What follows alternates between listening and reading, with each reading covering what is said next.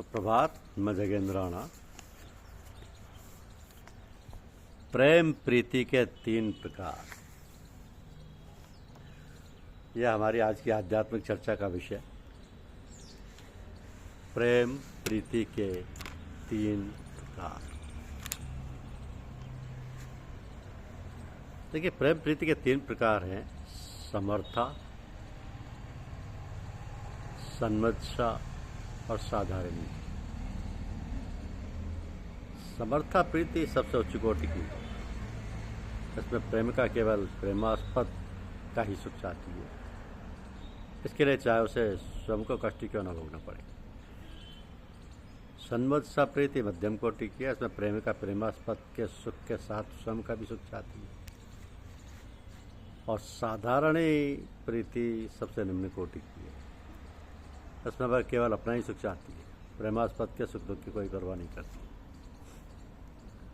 तो जिस प्रकार संसारियों के बीच सत्व रज तम ये 3 गुण पाए जाते हैं, उसी प्रकार भक्ति में भी सत्व रज तम तीनों गुण हैं।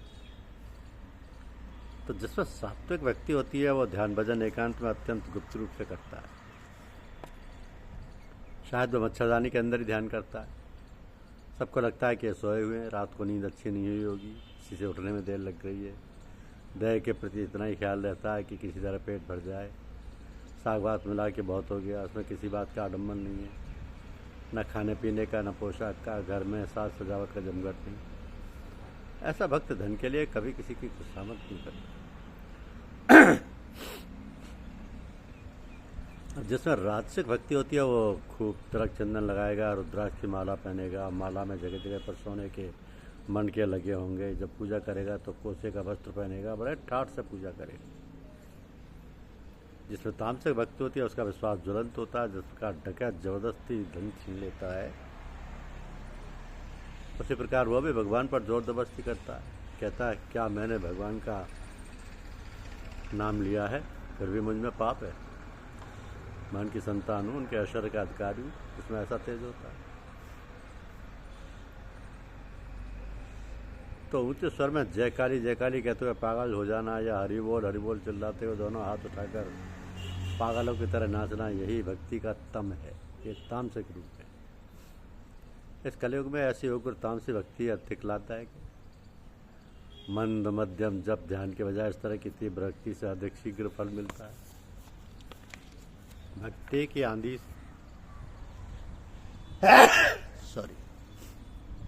भक्ति की आंधी से ईश्वर के दुर्ग का प्राचीर टूट फूट जाता है। चित्त शुद्धि के लिए साधना का क्रम इस प्रकार है कि साधु संग, ईश्वरीय सिद्धांत में विषय में श्रद्धा, आदर्श के प्रति निष्ठा, ईश्वर पर भक्ति प्रेम, भाव या ईश्वर में तन्मयता या महाभाव। जब भाव परिपक्व हो जाता है तो महाभाव होता है। महाभाव में भक्त उन्मत्त की तरह कभी हंसता है तो कभी रोता है। वो देह बोध के पार चला जाता है, उसे शरीर की सुधि नहीं रहती। ये अवस्था साधारण जीवों की नहीं होती, अवतार महापुरुषों की होती है। फिर प्रेम भगवत भक्ति की सर्वोच्च अवस्था, यह महाभाव के बाद ही आती है। इसके 2 लक्षण है। पहला संसार का विस्मरण हो जाना, दूसरा स्वयं के देह का विस्मरण हो जाना। इस अवस्था में भक्त को भगवान के प्रत्यक्ष दर्शन होते हैं और इस प्रकार उसके जीवन का उद्देश्य सफल हो जाता है। तो शास्त्र में सब कर्म करने का आदेश, इसलिए इस प्रकार की भक्ति को वैदिक भक्ति कहा जाता है। और एक किस्म की भक्ति है राग भक्ति। ये ईश्वर के प्रति अनुराग और प्रवर प्रेम से आती है, जैसे कि प्रहलाद की थी। वो भक्ति यदि आ जाए तो फिर वैदिक कर्मों की आवश्यकता नहीं रहती। एक किस्म की भक्ति है जिसका नाम है वैदिक भक्ति। तो इतना जप करना होगा, इतने उपवास रखने होंगे, इतनी तीर्थ यात्रा करनी होगी, इतने उपचारों से पूजा करनी होगी, इतने बलिदान होंगे। ये सब वैदिक भक्ति है। ये सब करते करते धीरे धीरे रागा भक्ति आती है। जब तक ये रागा भक्ति नहीं आती तब तक ईश्वर लाभ नहीं होता। ईश्वर पर प्रेम होना चाहिए। जब संसार बुद्धि पूरी तरह निकल जाएगी, ईश्वर पर सोले आने मन आ जाएगा, तभी उनको पा सकेंगे। तो भक्ति 2 प्रकार की होती है। पहली वैदिक भक्ति, इतने उपचारों से पूजा करनी होगी, इतना जप तप करना होगा, पुरस्चरण करना होगा इत्यादि। ये सब वैदिक भक्ति आप शास्त्र विधानों तक शास्त्र विधानोक्त भक्ति है। इस वैधि भक्ति के परिपक्व होने पर शुद्ध भक्ति या ज्ञान का लाभ होकर समाधि होती है। तो समाधि में जीवात्मा का परमात्मा में लय हो जाता है। समाधि के बाद जीव वापस नहीं लौटता। और ये बात जीव कोटि के संबंध में है, अवतार या ईश्वर कोटि की बात अलग है। उनकी भक्ति वैधि भक्ति नहीं, वह तो भीतर से स्रोत की तरह आती है, चैतन्य महाप्रभु की तरह। अवतार तथा ईश्वर कोटि भक्त में अनुलोम विलोम दोनों भाव पाए जाते हैं। वे समाधि में भी जा सकते हैं और फिर उतर कर ईश्वर के साथ दास वात्सल्य या अन्य कोई भाव संबंध स्थापित कर भक्ति का आस्वादन भी कर सकते हैं। तो वे नेति करते हुए एक के बाद एक सीढ़ी को पार कर छत पर पहुँचते हैं। पर वहाँ जाकर वे देखते हैं कि छत जिन ईंट चूना बालू आदि चीज़ों से बनी है, सीढ़ियाँ भी उन्हीं चीज़ों से बनी हैं। तब वे छत पर रहते हैं तो कभी सीढ़ी से नीचे ऊपर आना जाना करते हैं। समाधि में अहम या जगत का अत्यंत अभाव होने पर ब्रह्म दर्शन होता है। तब दिखाई देता है कि ब्रह्मी जीव जगत से सब कुछ हुआ। तो ईश्वर दर्शन हुए बिना प्रेम या पराभक्ति नहीं होती। पारसी किताबों में चमड़ी के भीतर मांस है, मांस के भीतर हड्डी है, हड्डी के भीतर मज्जा, और फिर भी बहुत कुछ है, सबके भीतर प्रेम है। तो प्रेम के उत्पन्न हो जाने से मानो सच्चिदानंद को बांधने की डोर मिल जाती है। उन्हें देखने की इच्छा हुई कि डोर पकड़ कर खींचा, जब पुकारो तभी पाओगे। भक्ति के परिपक्व होने पर भाव आता है। भाव में साधक सच्चिदानंद में मग्न होकर निर्वाक निष्पन्न हो जाता है। इस भाव के भी परिपक्व होने पर महाभाव या प्रेम होता है। मानो कच्चा आम और प्रेम पका हुआ।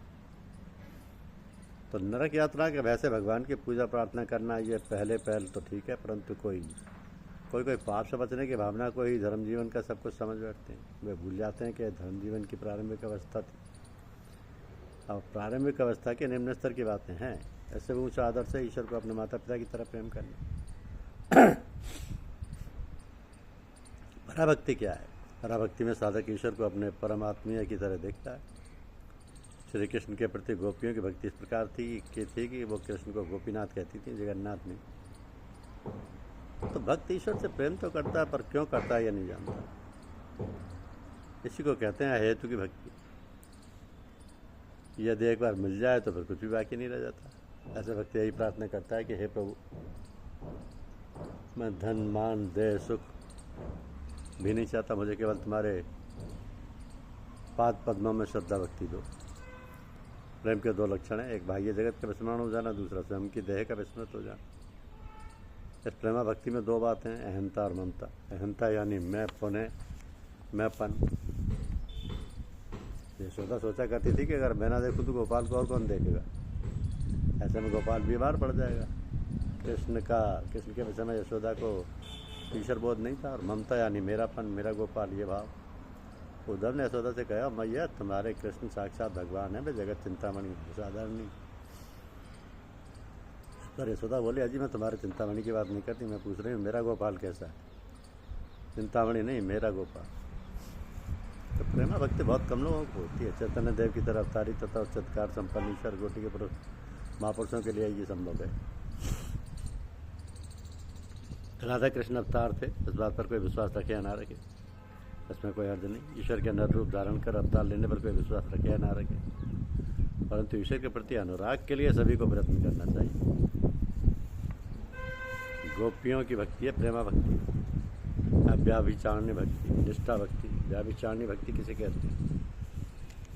वह है ज्ञान मिश्रा भक्ति। जैसे श्री कृष्ण ही सब कुछ बने हैं, वही परब्रह्म है, वही राम है, वही शिव है, वही शक्ति है। परंतु प्रेमा भक्ति में ये ज्ञान मिश्रित नहीं है। द्वारका में आकर हनुमान ने कहा सीताराम के दर्शन करूँगा। भगवान कृष्ण ने रुक्मणी से कहा, सीता तुम सीता बनकर बैठो, नहीं तो हनुमान के हाथों से छुटकारा नहीं मिलेगा। तो पांडवों ने जब राजसूय यज्ञ किया तब सारे राजा युधिष्ठिर को सिंहासन पर बैठाकर प्रणाम करने लगे। और विभीषण बोले, मैं एक नारायण को ही प्रणाम करूँगा और किसी को। तो भगवान श्री कृष्ण स्वयं युधिष्ठिर को भूमिष्ठ को प्रणाम करने लगे। तब तो विभीषण ने भी राजमुकुट सहित साष्टांगों कर युधिष्ठिर को प्रणाम किया। ईश्वर विरह की ज्वाला साधारण नहीं है। कहते हैं कि जब रूप सनातन की अवस्था होती है तब वो जिस पेड़ के नीचे होते थे उसके पत्ते झुलस जाते थे। जब ये अवस्था आती है तब ऐसा लगता है मानो कोई रीढ़ की हड्डी के बीच से हल चला रहा हो, प्राण निकल गए क्या क्या चिल्लाता था। और उसके बाद अत्यंत आनंद आता था। महाभाव अति उच्च ईश्वरीय भाव है, वह देह और मन में उथल पुथल मचा देता है। मानो छोटी सी झोंपड़ी में एक बड़ा हाथी घुस पड़ा हो, ऐसे झोंपड़ी में उथल पुथल मच जाती है, अक्सर टूट फूट जाती है। ये ईश्वर वैराग्य की ज्वाला है। धन्यवाद।